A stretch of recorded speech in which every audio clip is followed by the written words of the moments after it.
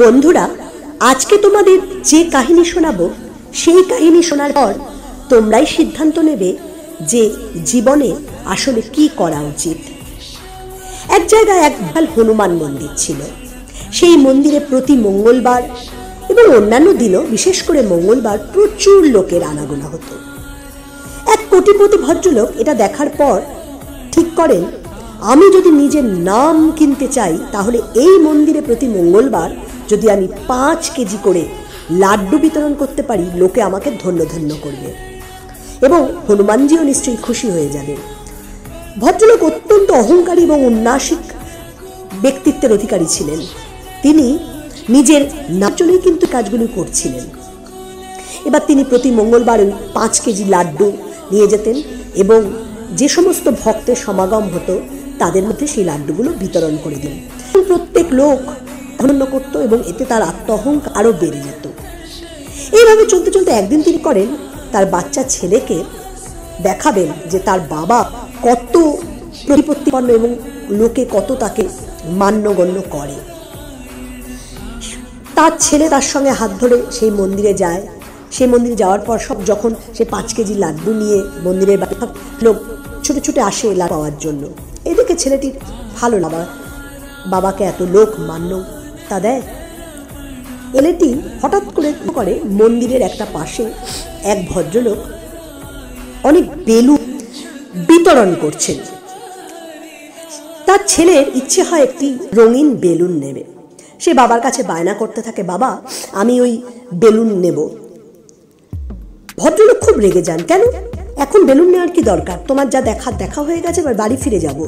ওই কোনো নেই। কিন্তু ছেলেটি নাছোড় বান্দা, সে প্রায় মন্দিরের চত্বরে গড়াগড়ি খেতে থাকে যে সে বেলুন একটি কিনবেই। আর ভদ্রলোক এতই অহংকারী, সে ওই ক্ষুদ্র বেলুনওয়ালার কাছ থেকে একটি বেলুন কিনতে রাজি হয় না। এই দেখার পরে কিছুক্ষণ পর সেই বেলুনওয়ালা এসে একটি বেলুন ছেলেটির হাতে দেয়। সেই দেখে তার বাবা আরো তেলে বেগুনে জ্বলে ওঠে। সে বলে যে তুমি কোন সাহসে আমার ছেলেকে বেলুন দিলে? তোমরা এইভাবে প্রতি মঙ্গলবারে আমি লক্ষ্য করেছি তুমি আসো এবং এসে এই বাচ্চা ছেলেদের ট্র্যাপ করে তুমি পয়সা রোজগার করো এবং আমার কাছে এসেছো এইভাবে পয়সা করতে। তখন ভদ্রলোক খুব শান্তভাবে বলেন যে আমি এই বেলুন বিক্রি করতে আসিনি। আপনি না বললে হয়তো আমি কিছুই বলতাম না, কিন্তু যখন বললেনই তখন একটু শোনাই আপনাকে।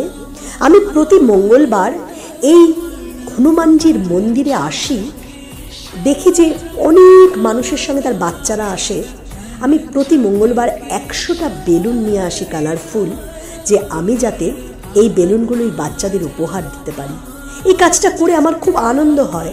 আমি আপনার ছেলেকেও এই বেলুনটি উপহার দিতে এসেছি এবং প্রতি মঙ্গলবার যখন আমি এই বেলুনগুলো সবার মধ্যে বিতরণ করে দিই, এই বাচ্চাদের মুখের হাসি আমাকে খুব আনন্দ দেয় এবং আমি আরও এই কাজ করার জন্য উৎসাহিত হই এবং আমি বিশ্বাস করি এতে হনুমানজিও নিশ্চয়ই প্রসন্ন হচ্ছেন। বন্ধুরা, এই গল্প থেকে আমরা কি শিখতে পারি? তুমি কোনো দান, কোনো আত্মঅহংকার রেখে আর কোনো রকম নিজের যশ প্রতিপত্তি বাড়ানোর জন্য করো না। আসলে আমাদের যদি কোনো উপর্যুপরি টাকা থাকে বা কিছু অর্থ থাকে যা আমরা অন্যের জন্য খরচ করতে পারি, সেটা আমাদের বন্টন করে দেওয়াই উচিত।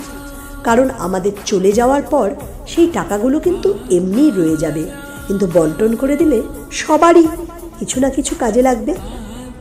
বন্ধুরা, ভালো থেকো।